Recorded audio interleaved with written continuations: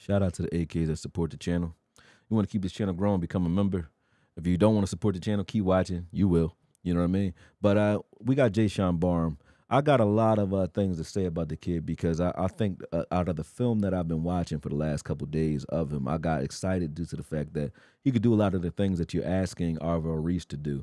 And what I mean by that is, and I don't want to say poor man's Arvell Reese because I do think that if he was a linebacker, it would be he and Arvell Reese as the conversation as to which one does this better. You can see that when guards try to get to him in space, they very rarely have their feet with them because of the ways he sets them up. And he reads pretty well as well. I would say IQ-wise, I would put him above Arvell Reese in that regard because of his reads. I watch Arvell Reese be more of an athlete on the field, and I think he's leaning more towards pass rusher due to his athleticism, and I don't think he has the linebacker IQ at this point. And I'm not trying to crap on Arvell Reese at all. I'm just talking about the man as he articulates football. I've listened to him, things like that.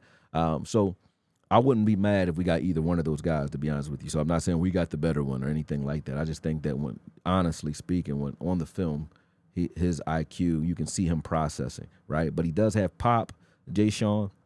Every time he hits a guard or a tackle, they go down or they go backwards every time. He does not lose ground, and I haven't seen him get pancaked or lose ground too often. I don't think I've seen him pancaked. But lose ground almost never. You know, you can see there.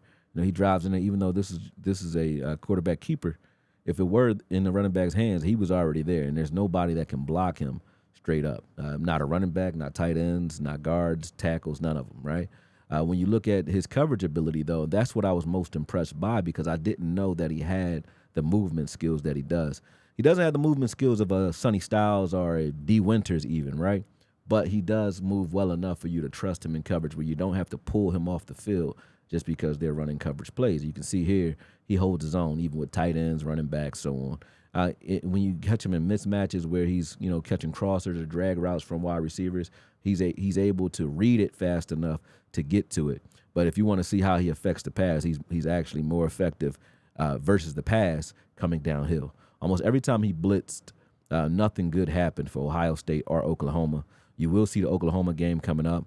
Gerald McCoy was talking about the fact that he was out that first half of that Oklahoma game, and then he came in and gave the defense a spark. And you can see it even in the Ohio State game. Like, they were fighting. And this is the 2024 Ohio State game. They were fighting in this game. This is when, everybody was real hype, you know what I mean? But you can see the spark and the lift that he gave all those guys around him. He's very sturdy at the point of attack.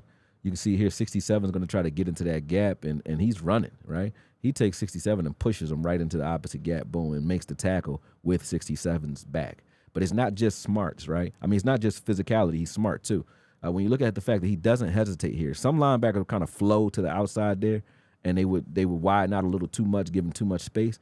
He gets downhill and waits for 74, and he's reading his keys properly because he knows exactly what he's supposed to be doing, and he does it. And then after he meets him with his inside shoulder, he's going to tackle his running back with his offhand, which is textbook. Like, that's exactly how he's supposed to do it, and he's very consistent at it. He's not a fluky player that flashes twice, gets you a sack, and then kind of disappears. If you watch his film, he's consistently doing things that just make you look at him like, well, damn, even when he's not making the tackle. Like, 70 got bent backwards over that pile right there because he's just very violent, very strong, and as I said, he doesn't give up any ground. When it comes to his coverage ability, as I said, in space, he is not a liability. I wouldn't say it's his strength. I wouldn't say he's like, hey, a cover guy will give him a C in coverage. But he's not a liability where you can't trust him out there at all. That's my thing. And I think zone probably suits him better than man coverage, but he's a guy that you could definitely rely on. You know what I mean? When it comes to run fits, though, and the way he reads the run, he reads and reacts to the run very well, very effectively. And I think he's only going to get better when he gets with B.T. Jordan and gets his hand placements a little bit better, sheds a little bit better, and also behind a Marcus Dixon front where he doesn't have to do all this shedding. A guy that can shed all day is already, to me, that's why I like Jacob Rodriguez and I liked Trotter and C.J. Allen, because those are guys that can shed consistently. And he is another one that can shed consistently out of the linebackers that's in this draft. But the things that those other guys have, meaning a guy that can flow freely to the ball like an Anthony Hill Jr. or like a Soray or any of those guys, he can do that as well. You know what I mean? So behind a Marcus Dixon front, he's not going to have to shed as often as you see him shedding in this game. But you can see if he had to, He's a work pell type of guy. He's coming. He's reading this correctly. It's just that that tackle that's in the middle, a defensive tackle got pinned out of there, but he reads that correctly and beats 70. Like, he will whoop your ass if you're pulling that against him. He doesn't lose, and he cannot be blocked by running backs and tight ends. Like, if you put a running back out there, God bless him. It's over. It's nothing happening. I mean, Javonte probably is one of the better run blocking or pass blocking running backs in the league. I don't think Javonte's stopping him when he comes into the gap. You know what I mean? I don't think he's stopping him. The late Marion Barbaro had trouble with him too. Emmitt Smith, all those guys can pass block, but they can't pass block this guy. You know what I mean? And then when he's able to flow free to the quarterback unabated, it's almost always a bad play for the offense. They don't really get anywhere with it. They check down or it's bang, bang. The footage that you're looking at right now is just some of the plays against Oklahoma in the first half when he was suspended for the first half for targeting in the previous game. He was suspended for the first half of this game. Oklahoma kept marching up the field. I really do mean it. They were marching right up the field, no problem, when he wasn't out there. So this is how much of a leader. I don't know about vocally. Maybe he is, maybe he isn't. I'll find that out. But I know his presence definitely is felt on the field, because when he wasn't there, and this is in 2025, September, when he wasn't there, these guys were just getting, it didn't look the same. They were getting driven on consistently, and it was easy. Like, this was a 99-yard drive here, and it finishes out with a touchdown. That's what I mean. Michigan couldn't stop them in that first half. They do give up a touchdown when he comes back. This is the second half. They give up one touchdown, I think, on this initial drive, and it was because he had to settle down.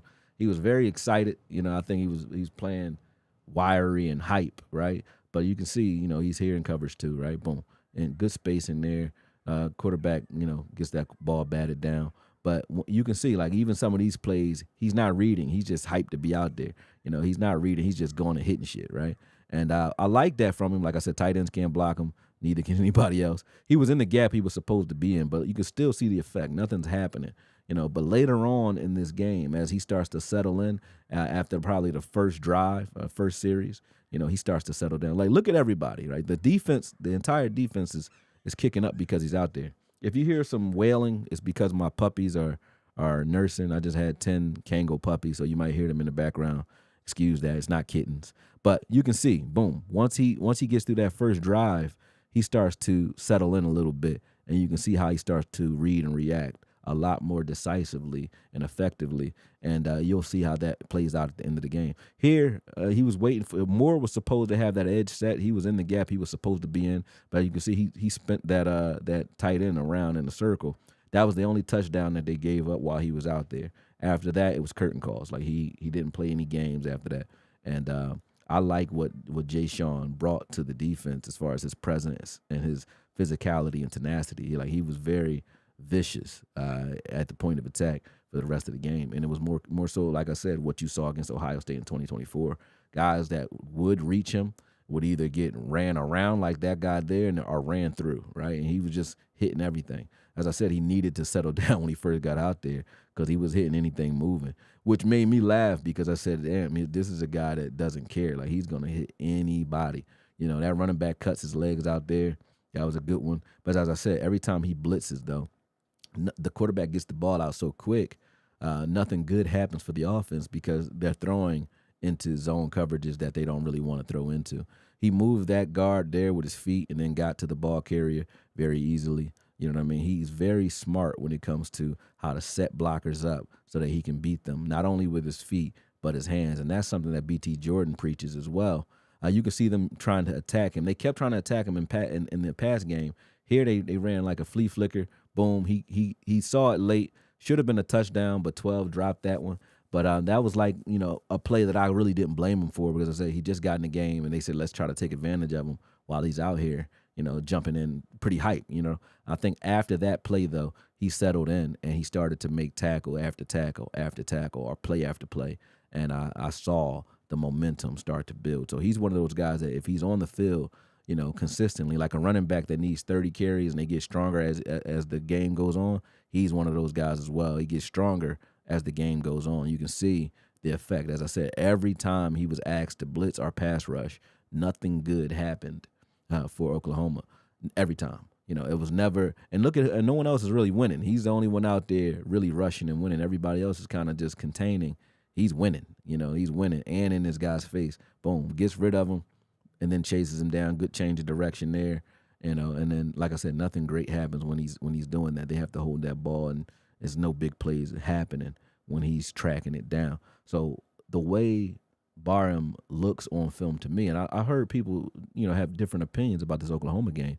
I thought that McCoy was accurate when he said, hey, when he came in the second half, you can see this defense, everyone just rallied around him, and he started to make everyone better just by being on the field and his presence, like he making guys make different decisions than they would generally make. Boom, they wanted to run that QB dive. He's in that gap. He works his way back into the next gap, and then, boom, goes in and he didn't make that tackle, but he was the reason for it. He held him up so that everybody else can get there. You know what I mean? And he does this, play in, play out, whether he's, killing the block or destroying the blocker in front of him or just flowing to the ball using his feet and good footwork like he just did just there. Like, he can do it all. And I do like the fact that the Cowboys were, I guess, headsy enough to understand that once we missed out on those first-round backers, we had someone like him who was really listed as a defensive end that you can bring in and play at middle linebacker this effectively. This play right here got to me because you can see all the things they were trying to do to beat him on this play. They ran a rub route at him, right? He goes around the rub route, kind of just senses it. Like, watch it. He hurt his knee on this play too, but watch the running backs widen out, boom. Widens him out, just try to make this a track meet, right? And then the job of this drag route that's coming across, that's a rub route waiting for him, right? He feels it. He just knows that it's happening. Watch how he just avoids it. Boom. He steps down and avoids it. Boom. Avoids that rub and then makes this play. That let me know, hey, he's a sideline to sideline backer. He's not just a downhill guy. He's not a guy that you can trick in coverage either. He's going to do some things that are going to surprise a lot of people this season. But welcome to the Dallas Cowboys, Jaishawn Barham.